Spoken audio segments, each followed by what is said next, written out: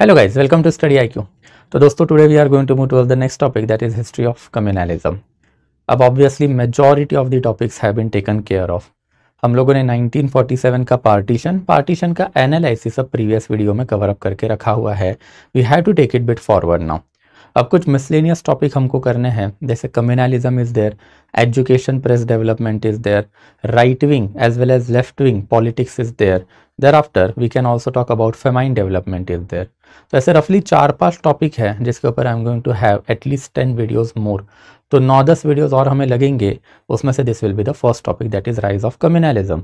अब हम लोगों ने जिन्हा का पॉलिटिक्स एंड अल्टीमेटली पार्टीशन देख के रखा हुआ है, but the background of communalism goes way back to the British policies ना. एंड दैट्स हम लोगों को 19th सेंचुरी से ही कम्युनलिज्म का डेवलपमेंट एग्जैक्टली इंडिया में कैसे हुआ, ये आज के लेक्चर में ट्रेस करना है. 20th सेंचुरी में कम्युनल डेवलपमेंट कैसे हुए, that is something that will be doing tomorrow. But let's move forward to this particular topic. आगे जाने से पहले get access to this PPT on the Telegram channel of us guys. And अगर आपको कोई भी डाउट रहेगा then feel free to ask it to me on the Instagram channel of us. तो let's move forward to this topic. History of communalism part 1 हम लोगों को देखना है. When we talk about communalism, इसको गलती से यू कैन से कम्युनिज्म नहीं करना है. कम्युनिज्म मतलब कार्ल मार्क्स की आइडियोलॉजी, कम्युनिस्ट आइडियोलॉजी. यहाँ पे कम्युनलिज्म है. कम्युनलिज्म का मतलब क्या होता है? It is politics of creating separate religious identity. जैसे हिंदू कम्युनलिज्म होता है वैसे इस्लामिक कम्युनलिज्म भी तो होगा ना, और हमने दोनों के ऊपर बातें करके रखी है. इफ़ यू रिमेंबर, हम लोगों ने रिस्पॉन्सिबिलिटी फिक्स करके रखी थी तिलक जी के ऊपर कि उनके वजह से इंडिया में धीरे धीरे रिलीजियस पॉलिटिक्स आना चालू हुआ. हिंदू नेशनल जहाँ पे आपने क्रिएट किए, उसी के काउंटर में लेटर ऑन तिलक के ही दोस्त थे मोहम्मद अली जिन्ना, वो क्या करेंगे, मुस्लिम नेशनल खड़ा करेंगे. एंड अगर एक बंदा अपनी कंट्री की आइडेंटिटी हिंदुइज्म से एसोसिएट कर रहा है, तो वैसे एक बंदा अपने कंट्री की आइडेंटिटी मुस्लिम रिलीजन से एसोसिएट करेगा. And over a period of the time, the clashes are bound to happen in between these two community. And यही clashes resulted into the partition. तो कम्युनलिज्म का एक बेसिक डिफरेंस आपको हमेशा याद रखना है कि it is a politics of the religious identity. एक हिंदू को हिंदू बनाया जाता है, एक मुस्लिम को मुस्लिम बनाया जाता है. ये पॉलिटिक्स हम लोगों ने तिलक ऑनवर्ड इंडिया में कैसे प्ले हुआ, या मॉडर्न इंडिया के मल्टीपल लेक्चर्स में, प्रीवियस लेक्चर्स में देख के रखा हुआ है. हमको इसी को जो है थोड़ा आगे बढ़ाना है. And obviously, इसमें first and foremost topic would be growth of communalism in our country. And growth of communalism के पीछे के reason जो है वही हम लोगों को पहले देखने हैं कि what are the reason की अगर हम लोग बात करें तो सबसे first and foremost reason has always been socio-economical reasons. Socio-economical reasons मतलब हमने इसकी इलैबोरेटली बात की थी. ब्रिटिश ईस्ट इंडिया कंपनी के ऊपर थोड़ा बहुत जाते हैं. हमने देखा था कि ब्रिटिश ईस्ट इंडिया कंपनी जब इंडिया में आके राज करना चालू कर दी, इन्होंने इनिशियल लेवल पे कौन से एरिया कैप्चर किए थे. अगर हम लोग बात करते हैं तो वे बैक इन 1750s जब ड्यूप्लेक्स को ब्रिटिश ईस्ट इंडिया कंपनी ने हरा दिया. Dupleix was recalled from India in 1754. उसके बाद में 1750s मतलब 54 आते आते आरकोट वाला एरिया ब्रिटिशर्स ने कैप्चर कर लिया. आरकोट के जो नवाब थे, पहले नवाब अनवरुद्दीन एंड आफ्टर फिर नवाब we can say that Mohammad Khan. तो ये पर्टिकुलर नवाब ब्रिटिशर्स को ही तो सपोर्ट कर रहे थे. आरकोट के बाद ब्रिटिशर्स ने हैदराबाद को भी तो अपने अंडर ला के रखा हुआ था. इनफैक्ट आरकोट एंड हैदराबाद में ही तो ब्रिटिशर्स के खिलाफ ड्यूप्लेक्स ने पपेट रूलर खड़े करने चालू करके रखे थे. देयर आफ्टर ब्रिटिशर्स ने नेक्स्ट इंपॉर्टेंट एंटिटी जो कैप्चर की that was in 1757, that was Bengal. Bengal का result that is battle of Plassey का रिजल्ट जब कंफर्म हुआ, that is battle of Plassey, तो 1765 आते आते ब्रिटिशर्स ने इंडिया में किसको खत्म किया. 1765 के बैटल ऑफ प्लासी में फिर मुगल्स ब्रिटिशर्स के अंडर आ गए. हमने देखा था कि tripartite alliance was there, a kind of a tripartite alliance. नवाब शुजाउद्दौला जो अवध के थे, देयर आफ्टर मीर कासिम जो बंगाल के थे, and finally we can talk about then obviously Mughal emperor Shah Alam.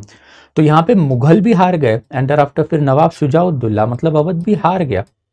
And फिर इसके बाद हमने देखा था कि ब्रिटिश ईस्ट इंडिया कंपनी ने सिस्टमेटिकली किसको टारगेट किया. तो इसके बाद में ब्रिटिश ईस्ट इंडिया कंपनी ने 1799 आते आते इवन मैसूर को भी कैप्चर कर लिया. तो British East India Company when they were creating their empire in our country, ये एम्पायर बिल्डिंग में सारी एंटिटीज जो इनिशियल लेवल पे मुस्लिम थी, आरकोट के नवाब थे, हैदराबाद के नवाब थे, बंगाल के नवाब थे, मुगल्स देमसेल्फ, देर आफ्टर फिर अवध के नवाब हुआ करते थे, एंड मैसूर के भी तो सुल्तान हुआ करते थे ना, टीपू सुल्तान। तो अगर मुस्लिम कंट्रीज को अगर आप हरा रहे हो, mind it, this are countries, हमने इसके ऊपर भी बात करके रखी थी कि all of this countries were independent, and ये कंट्रीज अपना अपना पॉलिटिक्स खेल रही थी, एक एक करके सिस्टमैटिकली ब्रिटिशर्स ने इन सबको कैसे हराया, ये हम लोग पहले वाले लेक्चर्स में ही देख चुके हैं। बट 1799 आते आते मुस्लिम कम्युनिटी में वो फियर गया ना, and that fear is that कि British East India Company is annihilating Islamic religion in our country. इसके ऊपर फिर एडेड एंगल वो भी था कि ब्रिटिश गवर्नमेंट जो है क्रिश्चियन है, and Christian versus Muslim religion में हार्डली 300-400 साल पहले ही वहाँ पे ऑटोमन टर्क्स वर्सेस बाइजेंटाइन वाला एंगल चल रहा था। 500-700 ईयर्स पहले क्रूसेड्स चल रहे थे, धर्म युद्ध चल रहा था। तो जैसे ही ब्रिटिशर्स ने सारी एरिया कैप्चर कर लिए, ब्रिटिशर्स ने एरिया कैप्चर करने के बाद obviously it was Hindu population जिन्होंने इनिशियल लेवल पे सारे एरिया ब्रिटिशर्स को मैनेज करने के लिए हेल्प की। जैसे हमने देखा था कि बंगाल में इनिशियल लेवल पे Bengali intellectual class came out, and यही बंगाली इंटेलेक्चुअल क्लास में फाइनली 1804 में राजा राम मोहन रॉय वाज देयर।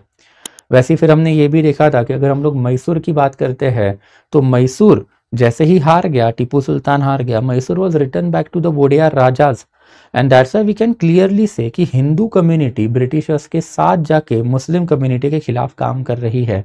ये नोशन जो है by the time period of 1800 ही अक्रॉस इंडिया फैल चुका था, एंड यही one of the biggest reason रहा है aloofness of Muslim population from the Britishers. अब मुस्लिम पॉपुलेशन के दिमाग में अगर ये चीजें चल रही है कि Hindus and Britishers are coming together in order to annihilate Muslim rule in country, फिर मुस्लिम पॉपुलेशन क्या करेगी? मुस्लिम पॉपुलेशन जो है ये अपना पॉलिटिक्स ऑफ अलूफनेस खेलेगी। धीरे धीरे ये लोग क्या करेंगे? पॉलिटिक्स से दूर होते चले जाएंगे, and that would be their biggest reason for economical as well as social backwardness. Economical and social backwardness जो इस्लामिक कम्युनिटी में हम लोगों को दिखाई देता है, ये क्यों आया? ये इसी की वजह से आया because all this particular angle played a certain part in the mind of the Islamic community, and obviously हम बोल सकते हैं कि अब यही सोशो इकोनॉमिकल रीजन जो है, ये सोशो इकोनॉमिकल रीजन में सबसे पहले बैकवर्डनेस एंड आफ्टर फिर एम्प्लॉयमेंट विद द गवर्नमेंट, ये दोनों चीजें जो है it work simultaneously. Muslim community ने जैसे अपना अलूफनेस वाला पॉलिटिक्स खेल दिया, तो they are not entangling themself with the government employment. Remember sir Syed Ahmad Khan, if you remember, sir Syed Ahmad Khan का यही तो कहना था कि हिंदू कम्युनिटी में रिफॉर्म आए, उनको गवर्नमेंट एम्प्लॉयमेंट मिली ever since the time period of the fall of Plassey. Plassey जैसे ही ब्रिटिशर्स ने जीती, उसके बाद ही Hindu community is working in a very close contact with the Britisher. तो now Hindu community must give a certain chance to Islamic community to keep that pace up. अगर Hindu community Muslim community को chance ही नहीं देगा, तो somewhere down the line to religious identities would be created in India, and it is going to cause India lot, and that's why India को पहले social reform की जरूरत है रादर देन पॉलिटिकल रिफॉर्म। यही तो सर सैयद अहमद खान कह भी रहे थे ना, जो हमने पहले वाले लेक्चर्स में देख के रखा हुआ था। बट ऑब्वियसली बैकवर्डनेस जो है it cause lots of struggle या फिर problem with in Muslim community. जैसे ही मुस्लिम बैकवर्डनेस की हम लोग बात करते हैं, तो आपको क्लियरली दिखाई देगा कि जो मुस्लिम इंटेलेक्चुअल पॉपुलेशन है उनमें कभी भी रेनेसांस आ ही नहीं पाया। इनफैक्ट हम लोगों ने जो सोशो रिलीजियस रिफॉर्म मूवमेंट देखे थे, उसमें हमने देखा था कि रेनेसांस के नाम पे, रिफॉर्म के नाम पे, there is only one movement within Muslim community, and ये वन मूवमेंट कौन सी है? तो मिर्जा गुलाम अहमद की अहमदिया मूवमेंट। एंड ये अहमदिया मूवमेंट को छोड़ के बाकी के सारे तो रिवाइवलिस्टिक मूवमेंट ही रहे हैं ना। वैसे ही फिर वी कैन से दैट कि since you are not entangling yourself with the Britishers, अपने ब्रिटिशर्स का एजुकेशन भी नहीं लिया, you did not go to the church या फिर convent school, you did not enter into Bombay University, Madras University, Calcutta University which were created in 1957, you did not take help or you did not take any kind of the benefit of the Woods Dispatch। तो अगर ये सारी चीजें होगी then obviously backwardness जो बढ़ता जाएगा। वैसे वी कैन क्लियरली से कि जो free trade, growth, industry, economy, ये सारी चीजें जो चल रही थी, उसका भी फायदा मुस्लिम नहीं उठा पाए because of this aloofness only. अगर आपको अलूफनेस रखना है, if you don't want to entangle yourself with the Britisher, then obviously फिर आप ट्रेड का भी तो फायदा नहीं उठा रहे हो ना। जैसे हमने देखा था कि एज अर्ली एज 1850s में ही दादा भाई नौरोजी ने इंडिया में, या फिर we can say he was a first Indian to start a company in London. तो ऐसी वाली चीज़ें ये कम्युनिटी में कभी आ ही नहीं पाई। And finally we can clearly say कि अगर मुस्लिम लोग एजुकेशन भी ले रहे हैं तो प्रॉब्लम क्या है, हिंदू बंदा उनको एम्प्लॉयमेंट नहीं देगा, मुस्लिम या फिर ब्रिटिश गवर्नमेंट जो वो भी उनको एम्प्लॉयमेंट नहीं देगी because of the respective policies. वो पॉलिसीज भी अभी हम लोग देखेंगे। Cumulatively we can say that Muslim community which was the in the ruling section of government for almost 800 years, सुल्तान से लेके मुगलों तक ये लोग क्या कर रहे थे, इंडिया के गवर्नमेंट में बैठे हुए थे। एंड अगर आप 800 सालों के लिए इंडिया के गवर्नमेंट में बैठे हुए हो तो obviously are a ruling class, you are a richest class, but within span of 100 years now, कि स्टार्टिंग फ्रॉम 1800 से लेके 1900 आते आते Muslim community was most backward and one of the poorest community in our country because इनकी power अप चली गई थी। तो ये one of the biggest reason माना जाता है ग्रोथ ऑफ कम्युनलिज्म। अब कम्युनलिज्म को इसी को हम लोगों को आगे बढ़ाना है कि सोशो इकोनॉमिकल रीजन जैसे रहे हैं, तो यही सोशल इकोनॉमिकल रीजन के बाद ब्रिटिशर्स की पॉलिसी भी तो थी। एंड ब्रिटिशर्स की पॉलिसी की अगर हम बात करें तो 1870s के पहले ब्रिटिशर्स की पॉलिसी हमेशा ही एंटी मुस्लिम रही है। इट वॉज आफ्टर 1870 ब्रिटिशर्स की पॉलिसी अब धीरे धीरे प्रो मुस्लिम होनी चालू हो गई। इनफैक्ट हमने इसके ऊपर भी बात की थी कि everything change in revolt of 1857। If you remember, revolt of 1857 के बाद हमने इसकी बात भी की थी कि after revolt of 1857 sir Syed Ahmad Khan had wrote Asbab e बगावत हिंद। असबाब ए बगावत हिंद बुक काफ़ी सिग्निफिकेंट रहा है, पैम्पलेट काफ़ी सिग्निफिकेंट रहे हैं। ये पैम्पलेट में सर सैयद अहमद खान ने ये क्लेम करना चालू किया था कि it is Hindus who have carried this revolt and Muslims have remain loyal to the Britisher. But फिर Britishers were quite supportive of the argument कि इट इज़ मुस्लिम जिन्होंने रिवॉल्ट चालू किया है by capitalizing Hindu grievances. And that's फिर Muslim community का एक systematic prosecution Britishers ने चालू किया। ना ही इनको गवर्नमेंट एम्प्लॉयमेंट दिए जाते थे, ना ही इनको आर्म फोर्सेस में लिया जाता था। And if that particular situation is there in your country और in your community, then obviously आपकी community over a period of the time backward होगी। बट फिर इस टाइम पीरियड में 1857 ऑनवर्ड नॉन मुस्लिम सेक्शन को ब्रिटिशर्स ने support दिया ना। एंड फिर ये नॉन मुस्लिम सेक्शन ने किया क्या, इन्होंने इंडिया में नेशनलिज्म खड़ा किया। आपने दादा भाई नौरोजी को सपोर्ट दिया, आपने Mahadev Ranade that is justice Ranade को सपोर्ट दिया, आपने तिलक एंड आफ्टर इवन गोखले या फिर फिरोज शाह मेहता जैसे लोगों को सपोर्ट दिया। But they ultimately started the entire national movement itself. And obviously 1870s के बाद में अब हम लोगों को धीरे धीरे ब्रिटिशर्स की पॉलिसी चेंज होती हुई दिखाई दी है। इट वॉज प्रिसाइजली 1871 जब विलियम हंटर, काफ़ी सिग्निफिकेंट हिस्टोरियन थे उस जमाने में, इन्होंने एक बुक लिखा। ये बुक का नाम जो है इट इज बेसिकली इंडियन मुसलमान। एंड ये इंडियन मुसलमान नाम का जो बुक है उसमें उन्होंने ये क्लेम किया था कि कैसे systematically we can say that कि Muslim community has turned out to be anti government. But फिर यही बुक के खिलाफ जो है अगेन पैम्पलेट छापने का काम सर सैयद अहमद खान ने किया।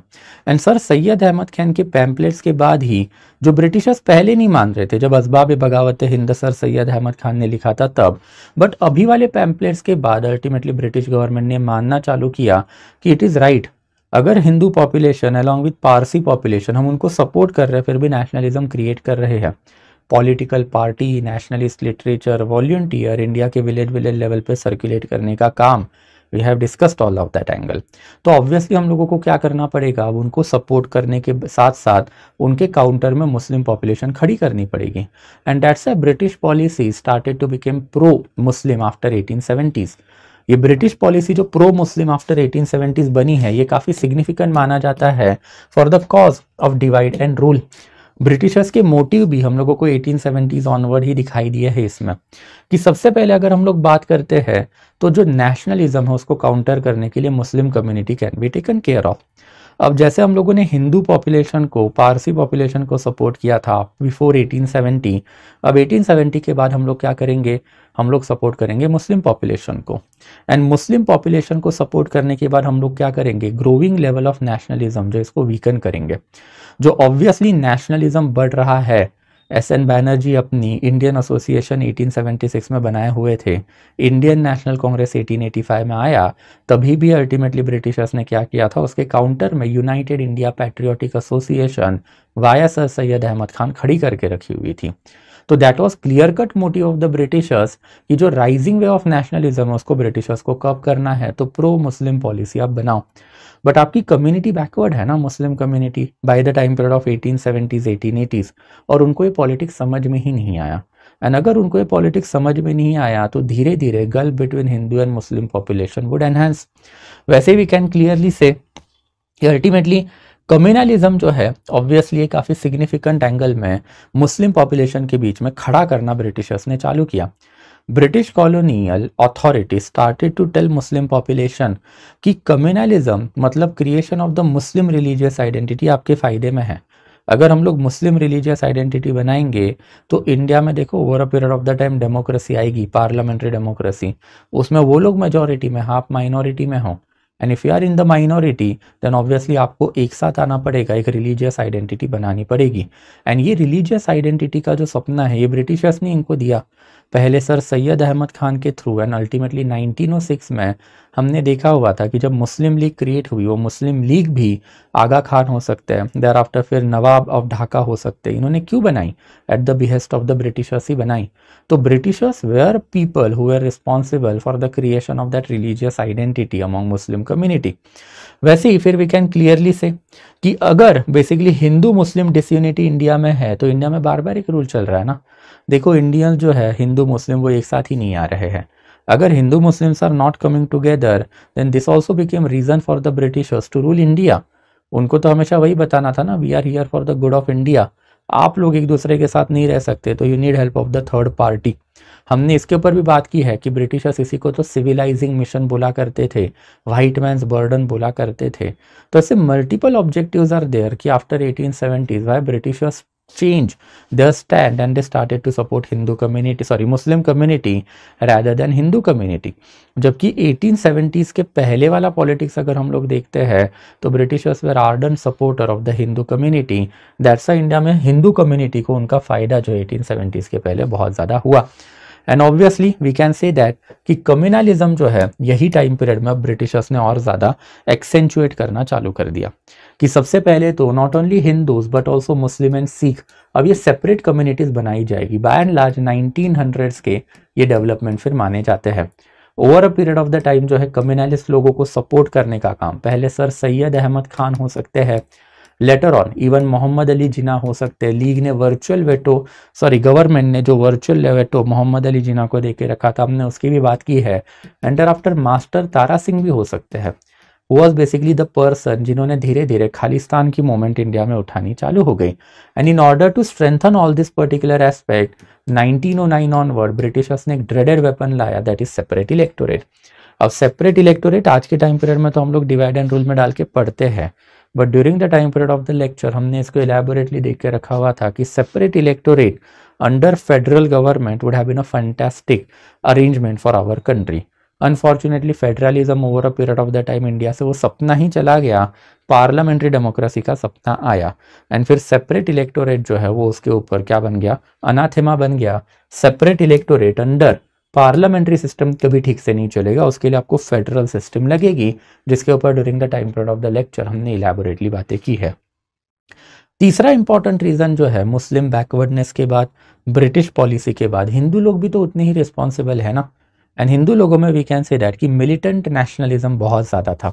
मिलिटेंट नेशनलिज्म मतलब लोकमान्य तिलक के अगर हम लोग फेस्टिवल्स की बात करें, लोकमान्य तिलक की हम लोगों ने काफ़ी इलेबोरेट लेवल पे क्या देख के रखे हैं, पॉलिटिकल आइडियोलॉजी देख के रखी है। Lokmanya Tilak what he exactly wanted to do कि रिलीजियस फेस्टिवल चालू करेंगे, उसमें लोग आएंगे एंड उसमें जाके हम लोग स्पीचेस देंगे। It is a very fantastic opportunity to create nationalism, but आपने सिर्फ हिंदू लोगों में नेशनलिज्म फैलाया ना। ये फेस्टिवल को एक नॉन हिंदू बंदा आएगा क्या? एंड अगर नॉन हिंदू बंदा नहीं आता है then whose responsibility it is to inculcate nationalism among non Hindu population.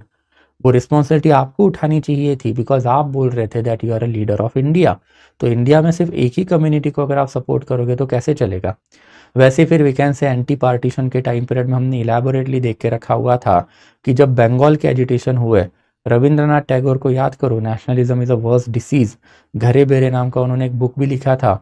एक फिजिकल कोअर्जन होता है, एक सोशल कोअर्जन होता है, वो वाली चीज़ हमने देख के रखी है।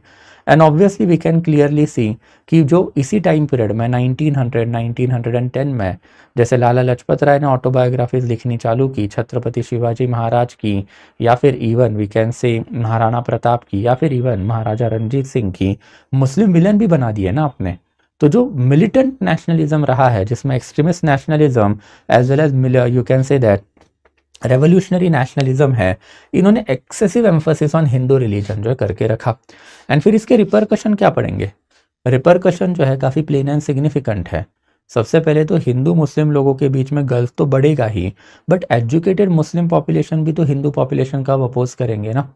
फर्दर हम लोगों ने लिख के रखा हुआ था कि फ्रॉम 1916 से लेके 1920 के बीच का जो पॉलिटिक्स हुआ, वो कांग्रेस ने जो लखनऊ पैक्ट में किया, कांग्रेस ने during the time period of the खिलाफत मूवमेंट में किया, वो भी तो अल्टीमेटली ये मिलिटेंट नेशनलिज्म का तो एक साइड इफेक्ट रहा है। And finally we can clearly say कि during this particular time period जो है कि जो golden age of the Islamic achievement मतलब मीडिएवल इंडिया जो है, ये इनके लिए काफ़ी ज़्यादा सिग्निफिकेंट बना। अब इंडिया में 1910 1920 आते आते हमने देखा हुआ था कि दो कम्युनिटीज़ खड़ी है, एक हिंदू एंड आफ्टर मुस्लिम, हिंदू लोगों के लिए हिंदू रिलीजन एंशियंट, मुस्लिम लोगों के लिए मुस्लिम रिलीजन मीडिएवल। ये जो नोशन है वो इंडिया में डेवलप्ड हुए। And that brings me to the next important aspect, that is basically communal reaction by the majority community. अब 1900s के ऑनवर्ड अगर हम लोग बात करते हैं तो जो प्रो ब्रिटिश पॉलिसी रही है 1870s ऑनवर्ड टुवर्ड्स मुस्लिम सेक्शन, ये जो प्रो मुस्लिम पॉलिसीज ब्रिटिशर्स ने अडॉप्ट करके रखी थी, उसके ऊपर कभी ना कभी तो हिंदू रिलीजन का जो क्या आएगा, रिएक्शन आएगा ना। एंड ये रिएक्शन फाइनली हम लोगों ने देख के रखा था, it is going to cost India lot, because अब हिंदू लीडर क्या करेंगे, धीरे धीरे प्रो ब्रिटिश होने के चक्कर में Hindu and after Muslim community के बीच में और ज़्यादा गल्फ जो है वो क्रिएट करेंगे। अल्टीमेटली इसमें सबसे इंपॉर्टेंट रोल अगर किसी ने प्ले किया है तो दैट इज हिंदू महासभा। हिंदू महासभा काफ़ी सिग्निफिकेंट मानी जाती है। हिंदू महासभा की अगर हम लोग बात करें तो अर्लीस्ट लेवल पे Punjab Hindu Mahasabha was created in 1909 by UN Mukherjee and Lalchand. Punjab Hindu Mahasabha का जो ऑब्जेक्टिव था वो कांग्रेस जो है इनको अल्टीमेटली अपोज करना था। पंजाब हिंदू महासभा का ही गोल था कि India has to be created, but India में यूनिफिकेशन नहीं होना चाहिए। हम लोगों को क्या करना है, तो ऑब्वियसली हिंदू लोगों को सपोर्ट करना है and Muslims have to be created और basically they have to be treated subserviently. Finally इन्होंने ही 1915 में एक पैन इंडिया कॉन्फ्रेंस बुलाई थी जिसको बोला जाता है सार्वदेशिक हिंदू महासभा। ये सार्वदेशिक हिंदू महासभा के one of the founding member रहे हैं मदन मोहन मालवीय, जो himself has been one of the biggest right winger political leader, जिनके ऊपर इलाबोरेटली हम लोगों ने during the time period of the lectures देख के रखा था। Right wing is the genesis of Indian national Congress in our politics, and उसमें मदन मोहन मालवीय का कंट्रीब्यूशन बहुत ही ज़्यादा माना जाता है। इनका वी कैन से दैट कि इन्होंने क्या करके रखा हुआ था कि पहला सेशन जो है उसमें महाराजा ऑफ कसीम बाजार उनको अपना प्रेसिडेंट चूज किया था।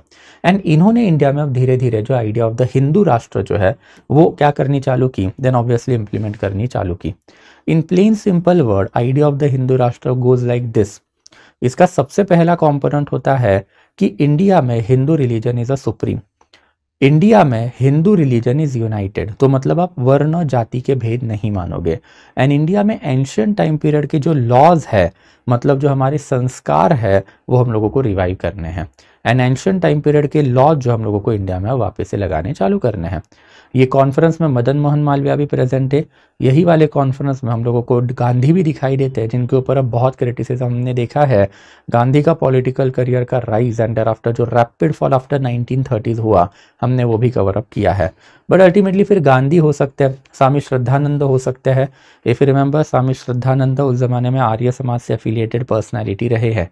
स्वामी श्रद्धानंद ने ही 1902 में गुरुकुल कांगरी भी बनाया था, जब पूरे आर्य समाज में स्प्लिट हुआ on the issue of veg non veg, on the issue of western education and indigenous education. तो Sarvadeshik Hindu Mahasabha become quite significant body. In fact Congress का जो राइट विंग नेशनलिज्म है उसको ये काउंटर करने वाली सबसे बड़ी पॉलिटिकल बॉडी मानी जाती है। अल्टीमेटली फिर 1921 के अपने सेशन में इन्होंने अपना नाम चेंज करके अखिल भारत हिंदू महासभा करके रखा था। And as I told you, Madan Mohan Malviya would remain one of the biggest leader of this particular party. इन्होंने 1921 में अपने कॉन्स्टिट्यूशन को जो है अमेंड करके एक क्लॉज भी डाल के रखा था कि हम लोग अब ब्रिटिश गवर्नमेंट को लॉयल्टी नहीं देंगे। तब तक वो ब्रिटिश गवर्नमेंट को लॉयल्टी देने की बातें करते थे, अब हम लोग क्या करेंगे कि united and self governing India जो अब हम लोगों को चाहिए। Over a period of the time कुछ famous personalities that has been associated with this body has been Madan Mohan Malviya, जो खुद 4 टाइम इंडियन नेशनल कांग्रेस के भी प्रेसिडेंट थे।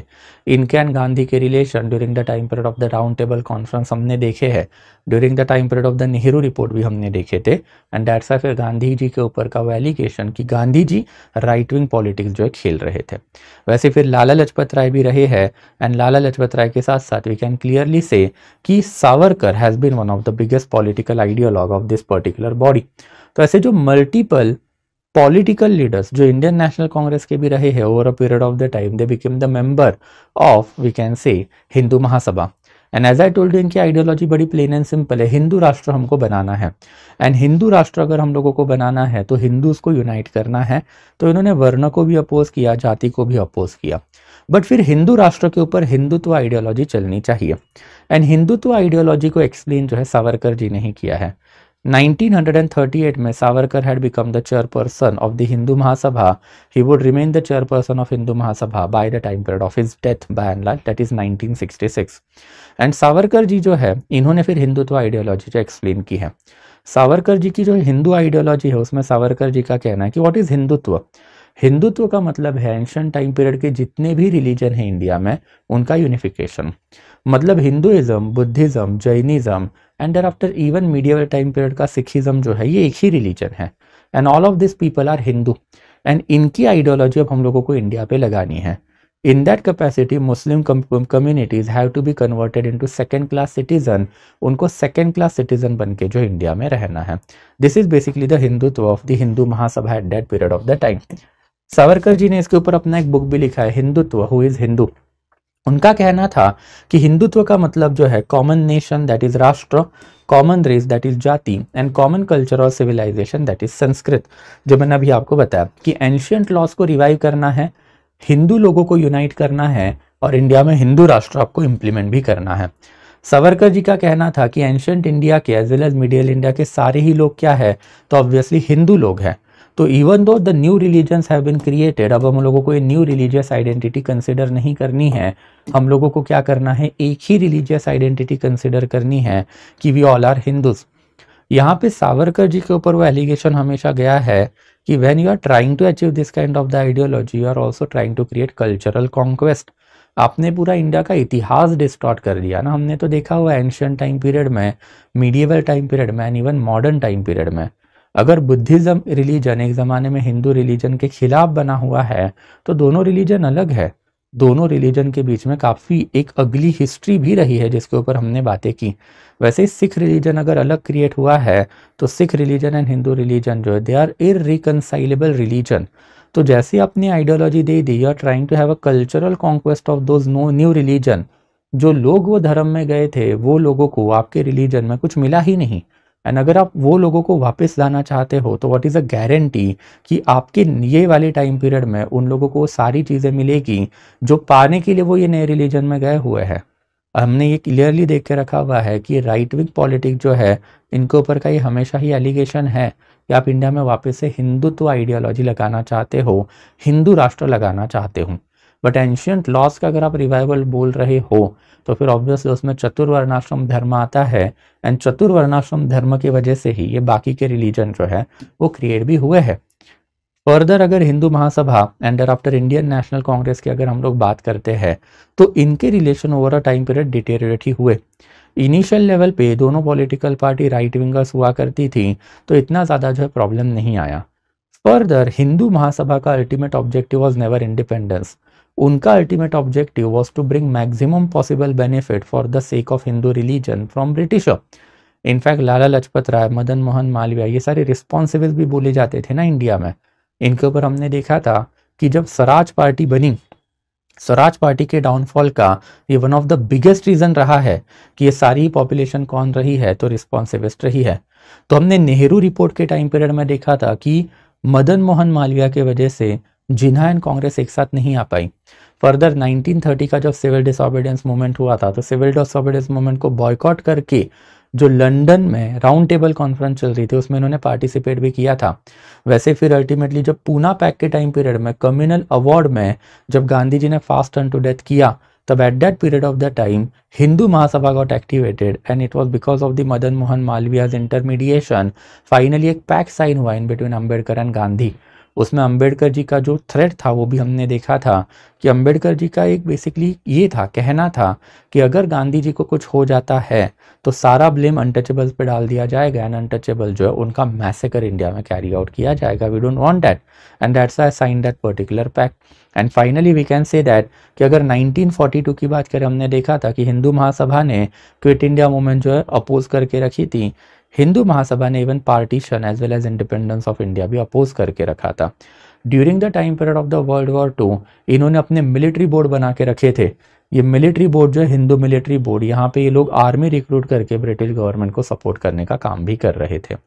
At the same period of the time अगर हम लोग इनके रिलेशन मुस्लिम के साथ देखें तो ये तो अल्ट्रा कॉर्डियल रहे हैं। एंड मुस्लिम लीग एंड हिंदू महासभा इनके ऐसा सच कोई कभी कॉन्फ्लिक्ट थे ही नहीं। दोनों अल्ट्रा राइट विंगर बॉडीज है ना, and ultra right winger bodies है तो दोनों एक दूसरे को सपोर्ट करने ही वाली है। हमको वही दिखाई देता है कि एज अर्ली एज 1937 की अगर हम लोग बात करते हैं तो 1937 में कांग्रेस गवर्नमेंट ने या फिर इंडियन नेशनल कांग्रेस ने हिंदू महासभा एंड मुस्लिम लीग दोनों को डेसिमेट कर दिया। बट 1939 आते आते Congress ministries resign and Congress ministries ने जैसे ही रिजाइन कर दिया तो अब धीरे धीरे हम लोगों को दिखाई देता है कि जितनी भी मिनिस्ट्रीज वैकेंट हुई वहाँ पे मुस्लिम लीग एंड हिंदू महासभा ने मिली जुली सरकार बनाई, जिसमें कुछ इंपॉर्टेंट गवर्नमेंट की अगर हम बात करें तो नॉर्थ वेस्टर्न फ्रंटियर प्रोविंस मतलब खैबर पख्तूनवा आज के टाइम पीरियड का, सिंध प्रोविंस हो सकता है एंड बंगाल प्रोविंस भी हो सकता है। इसके ऊपर फर्दर हमने देखा था कि 1942 में ही अल्टीमेटली फिर श्यामा प्रसाद मुखर्जी जो हिंदू महासभा के मेंबर थे, बंगाल में थे, वो ब्रिटिशर्स को तरीके बता रहे थे कांग्रेस का क्विट इंडिया मूवमेंट कैसे कोलैप्स करवाया जाए एंड इंडिया के ऊपर ब्रिटिश राज जो है कैसे चालू रखा जाए। Further it was as early as 1938 के approximately we can say that 1943 में one of the earliest time period में रेजोल्यूशन जो है ये सिंध असेंबली ने लाया था कि पाकिस्तान जो अब जिना मांग रहे उसको हमारा सपोर्ट है। उस जमाने में Hindu Mahasabha was in government, Hindu Mahasabha did not resign for the sake of power. ये इनके ऊपर ऐसा एलिगेशन लगता है कि for the sake of power they did not even resign from the government. तो मतलब आपके गवर्नमेंट के आप ही के मिनिस्टर पाकिस्तान की बात कर रहे हो और आप इनके लिए कुछ नहीं कर रहे हो। तो ये सारी चीज़ें जब हम लोग देखते हैं तो ऑब्वियसली ये सारी चीज़ों में हम लोगों को दिखाई देता है कि Hindu Mahasabha had a cordial relation with Muslim League as compared to whom then Indian National Congress and it also costed India's communalism ना। अगर हिंदू पब्लिक को अगर आप हिंदू बना रहे हो तो मुस्लिम पब्लिक को मुस्लिम बनाना ज़रूरी है एंड ये करने का काम मुस्लिम लीग कर रही थी, उसको भी हिंदू महासभा ने सपोर्ट किया। तभी तो जाके अल्टीमेटली जो गल्फ है in between Hindu and Muslim community वो इतने ज़्यादा लेवल पे बढ़ गई कि अल्टीमेटली ये particular communities could never reconcile and partition जो है वो अल्टीमेटली इंडिया का होना ही था। And that's what brings me to the last aspect that is historiography. Anthony Parel historian है, उनका कहना था कि according to Savarkar Hindu culture as a self sufficient culture not needing any input from other culture which is an unhistorical, narcissist and false account of India's past। Savarkar ji ने अपने Hindutva who is Hindu ये वाले book में ही मेंशन करके रखा था कि वी आर सेल्फ सफिशिएंट, हम लोगों के पास सब कुछ है तो हम लोगों को फॉरेन सिविलाइजेशन से किसी भी चीज़ की ज़रूरत नहीं है। बट फिर ये नार्सिसिस्ट एंड अनहिस्टोरिकल अकाउंट रहा है ना। एंशियंट टाइम पीरियड से ही Darius the Great, Alexander the Great, Indo Greek, Shaka, Pahlava, Kushan and thereafter Huns के इन्वेजन इंडिया में हुए हैं। उन्होंने बहुत सारे कल्चरल कंट्रीब्यूशन इंडिया में किए हैं, तो आप वो कंट्रीब्यूशन जो है रिकॉग्नाइज ही नहीं कर रहे हो। इवन जो हम लोग साड़ी पहनते हैं ट्रेडिशनल ड्रेस के नाम पे, वो साड़ी भी इंडो ग्रीक्स ने दी हुई है इंडिया को, that is not an traditional Indian attire.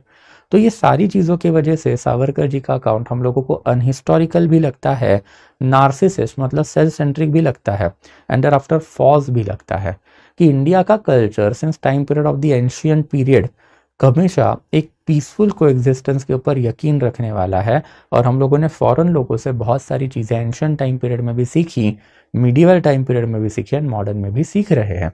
वैसे फिर प्रभात पटनायक का भी वही कहना है कि बाय कैरिंग आउट हिंदुत्व, ये हिंदुत्व जो है it's an attempt of the cultural conquest.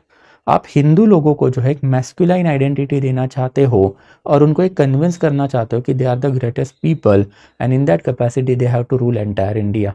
जबकि 1947-1950 की सिचुएशन उसके लिए कंड्यूसिव नहीं थी। यू शुड हैव एक्सेप्टेड कि इंडिया में 7 मेजर रिलीजन आर देयर।